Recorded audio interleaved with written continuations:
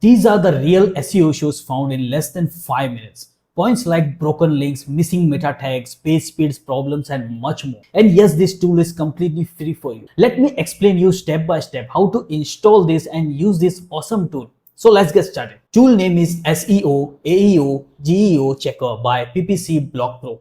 This tool is so excellent to find the issues related to SEO, AEO, and GEO. AEO stands for Answer Engine Optimization, while GEO stands for Generative Engine Optimization. Both these are related to AI search engines, where we can signal AI and optimize our relevant content when someone asks a question to AI like ChatGPT, Gemini, Cloud, or Copilot. Now let's search on Google about this excellent Chrome extension. Below is the results.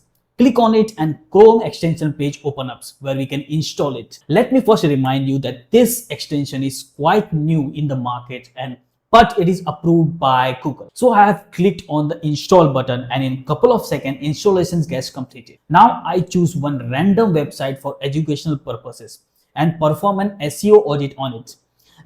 Within seconds this tool will give the score all the issues in the page. Scroll down further by one and we can check out the issues this tool have mentioned. Scroll further for AEO and GEO related issues as well.